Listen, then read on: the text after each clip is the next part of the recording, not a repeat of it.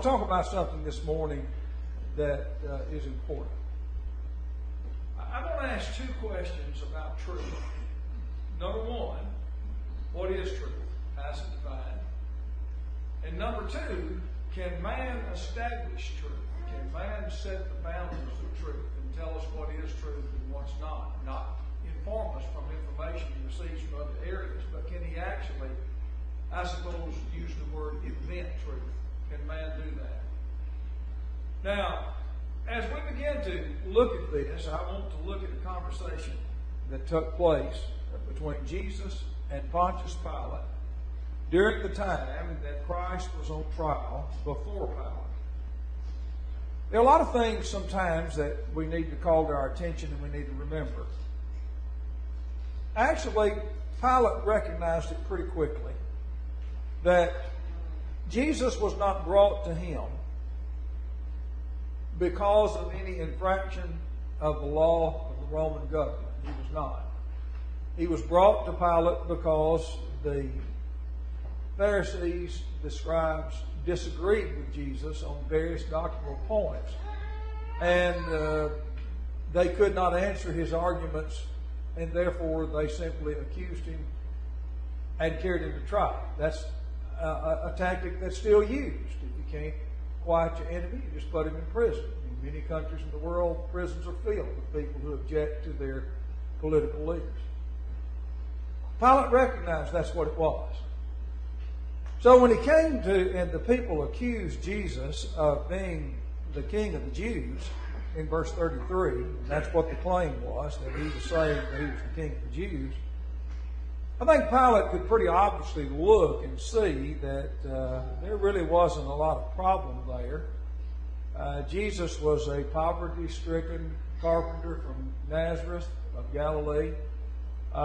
He had a pretty small following from the standpoint of inciting a revolution is concerned. His people that he had surrounding him were not armed in a military way. They were not involved in any type of military operation. And they were saying nothing about political things at all. And Pilate recognized that. So when Jesus and Pilate were involved in their conversation, and you come to verse 37, after Jesus had said, "My kingdom is not of this world," which Pilate could pretty obviously see by just a casual glance, Pilate then said unto him, "Art thou king then?" And Jesus answered. Now remember, he had just said, "My kingdom is not of this world, and my servants are not involved in the military coup." And so he goes on to say in verse 37, in answer to the question, "Art thou king?" Jesus said, "Thou sayest that I am a king. To this end was I born, for this cause came I into the world, that I should bear witness unto the truth. Every one that is of the truth heareth my voice." It was at that point that Pilate saith unto him, "What is truth?" And it's an interesting question.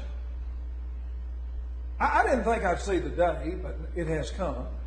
When you hear people talking in television interviews saying, "This is my truth," and that's your truth. That simply is not so. That may be your opinion, this may be my opinion, but the truth is what the truth is. And people need to recognize that. So when you start asking the question, what is truth, as Pilate did, what you're really saying in a skeptical way is that there is no truth. That truth is whatever I want it to be, is really what we're saying. And many people today, that is what they're saying. Truth is what I want the truth to be. And so when you think about all this, and you look at Jesus, and he says, "Everyone that is of the truth heareth my voice." Pilate says, "What is truth?" In other words, people listen to different voices and they do different things. Why is yours better than any other? Is basically what his question was. But Jesus already really answered that question. In John 17, as he spoke to his apostles, of course, Pilate hadn't heard that conversation and probably wouldn't have believed it had he heard it. But when Jesus spoke to the apostles, he defined what truth is. Now, a lot of people think this definition only applies to spiritual things, and that's not true. That's not true. He says, sanctify them through thy truth. Thy word is truth. Now, does that apply to he that believeth and baptized to be saved in Mark 16:16? Or does it apply to Genesis 1 and verse 1, in the beginning God created the heavens and the earth? Which does it apply to? Or does it apply to both? Well, it applies to both. Which means that in the spiritual world, God defines truth just as he does in the physical world. And so when we look at that, we understand that the question, what is truth, is really pretty simple to answer. It is anything that is consistent with God's statements that he has made in his inspired word. And that's what truth is. Now let's kind of go down this line a little bit. You know, all truth, either physical or spiritual, arises from God. Man doesn't control it. Now, in Romans 3, there is a famous passage. We read part of it pretty often. We don't read the other part as often. Verse 3 says, what if some did not believe? Shall their unbelief make the faith of God without effect? Think about it. When we lived in Florida, there was a lady that we lived with for a while, and in her living room, there was where there had obviously been a hole about that big around in the ceiling that had been repaired. And one day, and I don't know who said something about it, but something was said about it, and it got explained to me. When her son was a teenager, he and his friends were at their house messing around, as we say, and they had been hunting, and he had a single shotgun. And he had been pointing at people, and his mama said something to him about it. And he said, oh, it's not loaded, Mama. And he pointed at the ceiling, pulled the trigger, blew a hole in the ceiling. Did his belief change the truth? No. What he believed about that was not important and not critical. He believed the gun was empty, but he was wrong. It was not. Your belief doesn't change what truth is in the physical realm any more than it does in the spiritual realm. He goes on to say, God forbid, yea, let God be true, but every man a liar. In other words, if someone's testimony conflicts with God's statement, then what that man says is wrong, and you can bank on it. Now, in the book of Job, we read so often, in Job chapter 38, as you might guess, is one of my absolute favorite go-to passages because it is so terribly meaningful. And it really gets right to the heart of the matter. When God looked at Job and said, who is this that darkeneth counsel by words without knowledge? So what he's saying is that truth arises from God. And what you may or may not think about it, or your three friends, or in the case of Job, there really were four there. We sometimes say it's three, but there was a final one of them there that spoke at the end. Your four friends, what they think about it, what you think about it, your opinion doesn't count. Because you're not qualified. You don't know what you're talking about. And consequently, what I say is truth. That's what God was saying to Job. Our opinion doesn't count when God has spoken. What you think is not important, it's not critical, and it matters not in the least. But what God said does matter. Now this morning we're going to pursue physical things. We're not looking at the spiritual at the present. We're going to do that later, but this morning we're looking at spiritual things. You know, we're going to look at examples of attempts to deny and change the truth. We live in an age that's very characteristic of our age. Our age, there are people today who deny things that are true, and they try to change the truth to suit themselves. Now, we're going to look at several of them and talk about them a little bit. One of the ones that I think about so often is the statement that people make that this world had no planner because God doesn't exist, and therefore there was nothing in existence And somehow, accidentally, our universe came into existence, which is pretty hard to explain. But if you look to the 33rd chapter of the book of Psalms, and you read in verse 6 what he said, he said, by the word of the Lord were the heavens made, and all the host of them by the breath of his mouth. Now man can say, and does say, that our world came about in an accidental fashion. And there are several theories that are advanced. One of the ones being the black hole theory, but I understand now that's being called into question. Scientists don't believe that much anymore, at least some of them. And they're presenting other theories. What they are, probably over my head. But anyway, the point is this. I couldn't convince you that the simplest item in this room was produced without a plan. Could I? That table, as simple as it is. You don't think somebody planned that? Either in their head or on paper?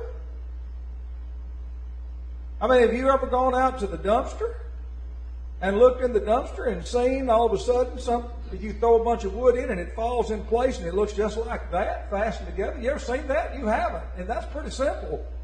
This earth is anything but simple. And yet we have people today who try to tell us that there is no God, there was no designer, and that this world does not have evidence of design in it when there's evidence of design every place you look. No matter what you look at, there's evidence of design. Now, think about this. When you look at the human beings, we're told we're a product of evolution, that we are merely a highly developed animal. That's what we're told. Why do you think we're told that? Who tells you that? Do you look at people who are very moral and act morally responsible and treat their fellow man as they ought to? Is that the kind of people you see telling you that, you just can't believe that? No, the people who invented this formula want to do what they please. They don't want to be responsible to God. And therefore, when they read that we're made in the image of God, and God created man in his own image, the image of God created him, male and female created them, they don't want to hear that. Because after all, they look and we don't execute dogs or capital crimes. Why should we execute people? They're just animals, by the way, and they really don't have any more responsibility than dogs, cats, or whatever. And so we have people today who are trying to tell us, who are trying to change the truth, when everything about us says there is no way that a human being, I don't know if you've ever seen these studies, these projects where they've attempted to teach a gorilla or other types of primates sign language, and they get so excited because they kind of learn 2 or 3 things. Are you telling me that amounts to human intelligence? That's a real joke. But people swallow it. Why? Because they like the idea. We're not responsible to God because we're just animals, by the way. The third thing that I see is this, and I hear it constantly now. It is that, in our country, with all the problems we have, the problem that we push to the forefront is whether man was created male or female or not. That's the problem. That's what we're talking about today. Of course, these people don't believe you were created at all. They believe it came about by evolution, and they don't believe there was any plan. So I guess that you could have a confusing of the two. But the truth is, when you look at the two, there's no confusing them.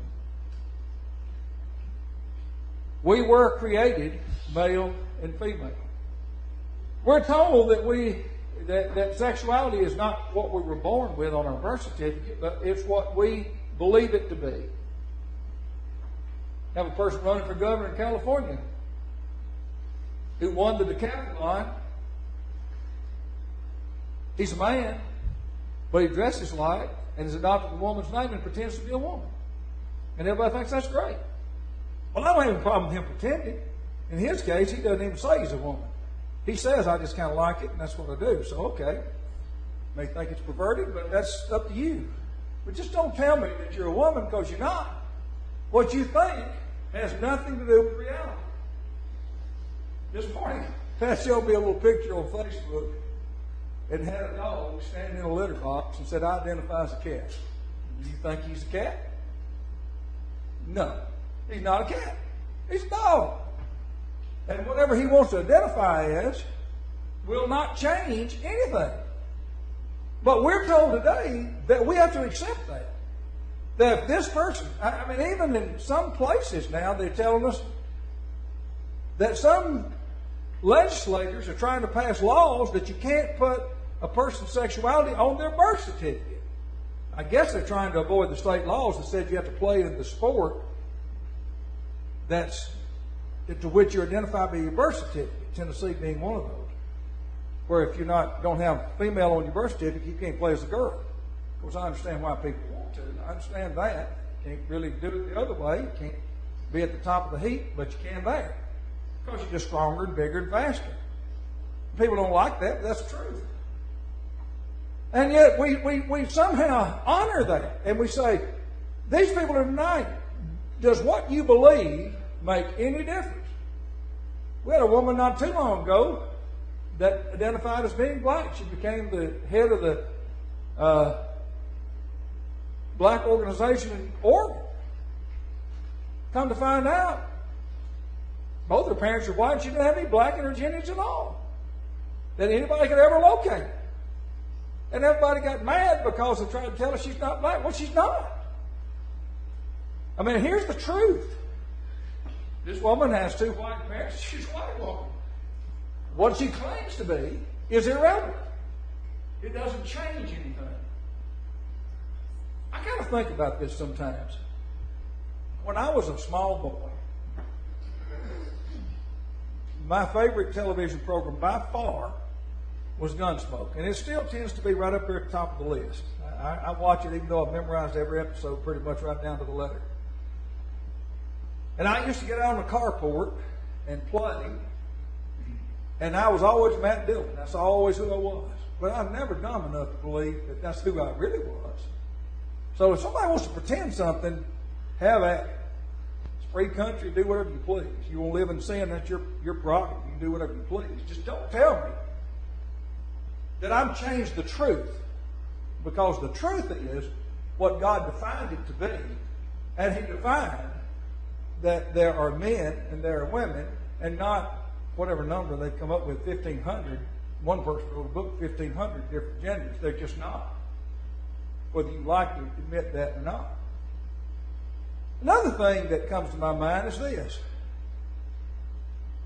You know, I have to say this because no one will admit that that's what they're saying, but it has to be true. A person who believes in abortion has to believe that that is not a real human life until it's born into the world. And they say whatever they want, but their actions speak louder than that. In other words, they're saying that a human being is not a human being until they're actually born.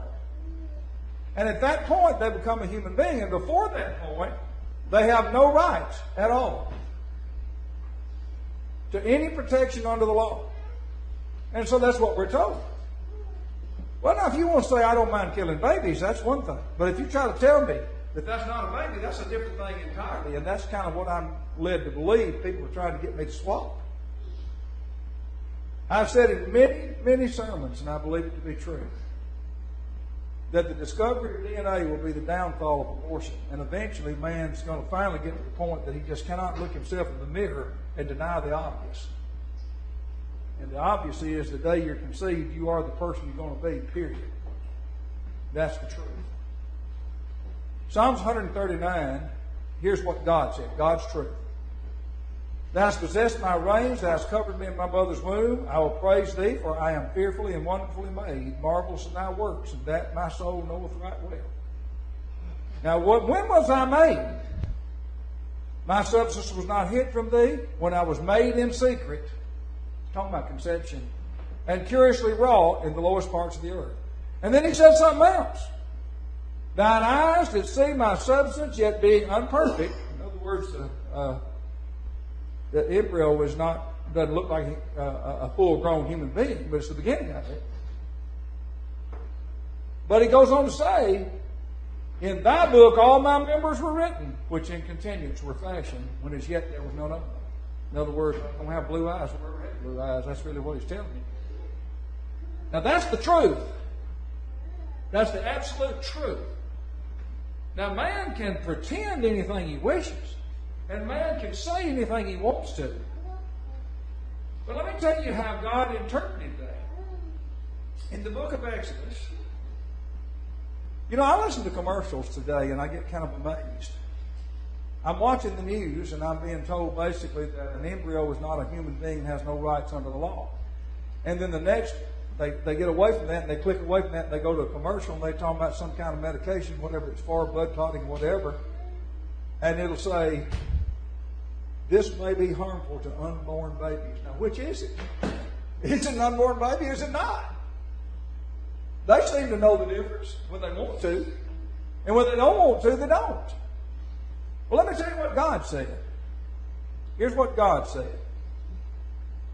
In Exodus chapter 21, verse 22, if men strive and hurt a woman with child. Now, that's pretty straightforward, isn't it? And yet no mischief follow, he shall be surely punished according as the woman's husband will lay upon him, and he shall pay as the judges determine.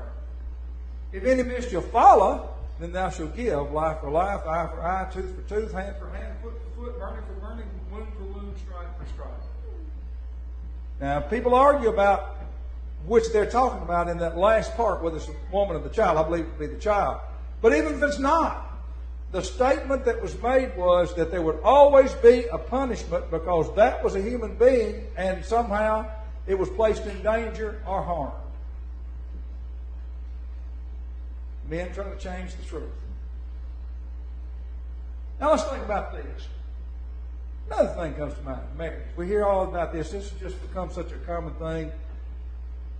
Our Supreme Court actually ruled that men can marry men. Let me tell you, at the time that happened, you heard many preachers stating in the pulpit that there'll come a time that people are going to want to expand upon that. If you're going to redefine marriage, then where are you going to stop?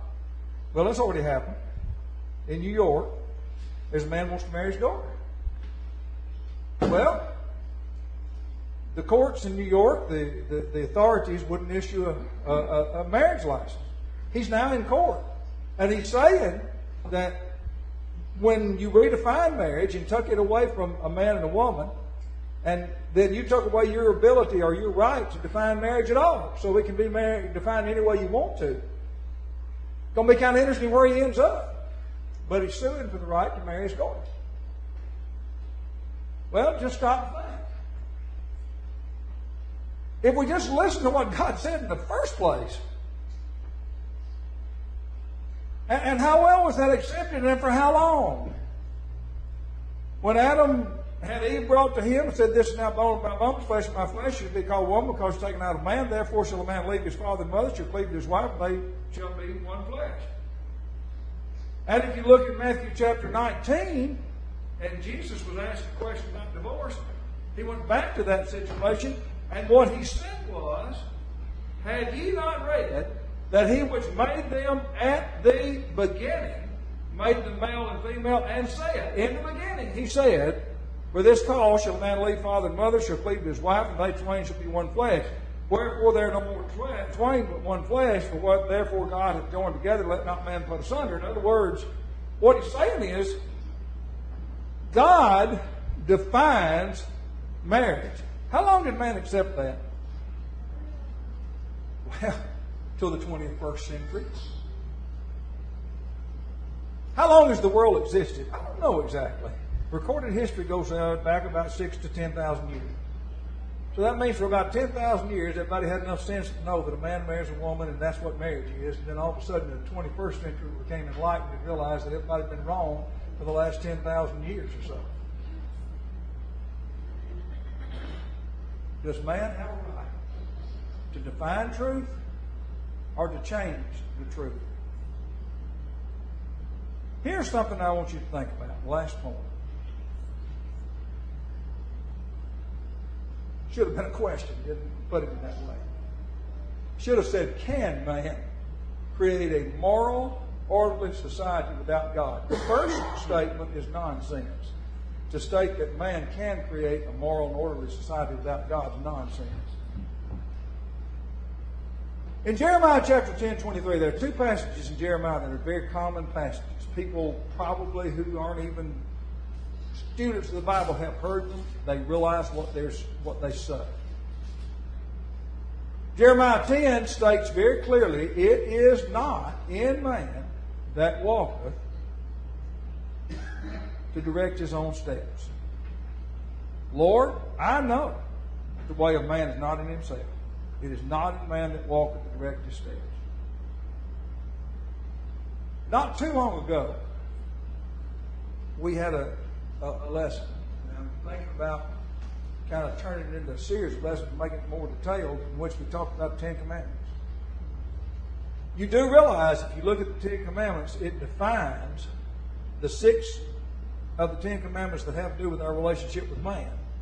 Those last 6 of the Ten Commandments defines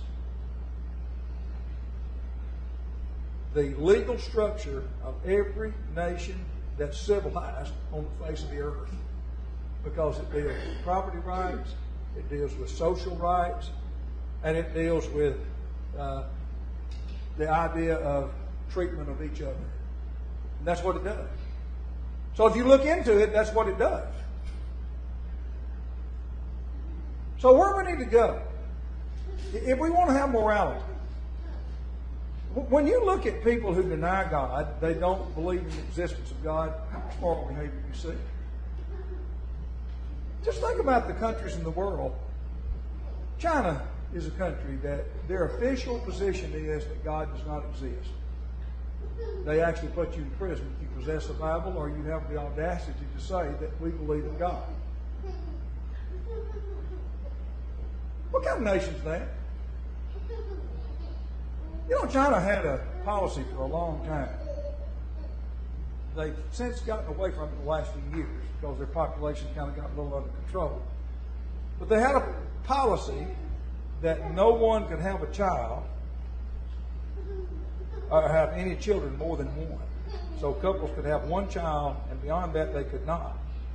Now they dealt with that. Well, there are 2 ways they dealt with it.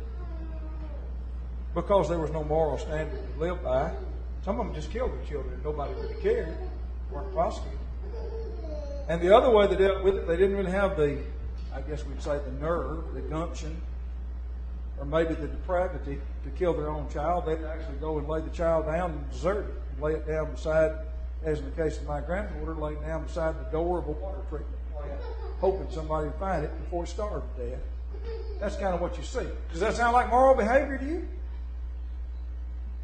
When you look at a nation like that, and you look at slave labor, particularly there, that makes the news so often, if you dare to read it, concerning the Muslims in that country and the way they're treated and murdered, sound moral to you?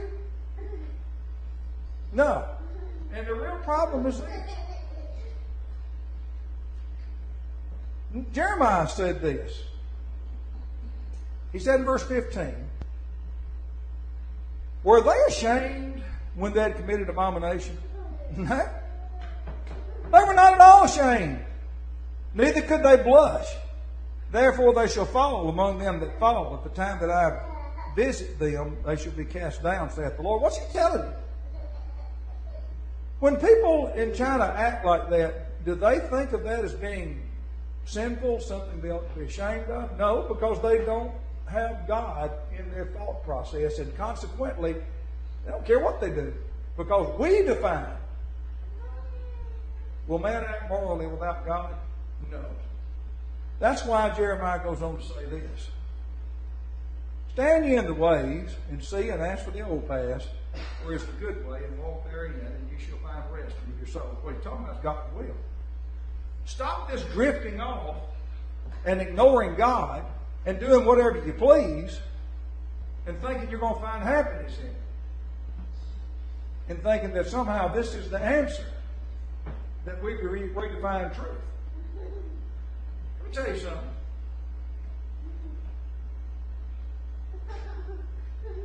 God has set in motion a basic principle of truth that is so basic there is not a person on the earth who doesn't understand it. There is one law of God that I suspect that every person on the earth understands it. And that's the law of gravity. I don't know of anybody who doesn't understand that. Man's actions sometimes kind of reminds me of a film that I saw once, where there was a bunch of people sitting around drinking beer on a dock in Louisiana, and there was a big batch of alligators out in there, and one of them drank enough beer that he finally jumped up and said, "Blank you alligators," and jumped in and they immediately killed him. Well, the same thing, if you want to do that with God, just try that one. Get up the top of this building. If you don't believe in God, and you think you can redefine truth, and you redefine gravity so that it doesn't exist, or at least it exists at a much lesser scale, and just say, "Blank you, God," jump off the building and see what happens to you. You won't alter the law of gravity. It will be the same. God establishes truth. Man does not. And therefore man cannot change what God has established to suit himself. And when he does, he places himself in grave danger.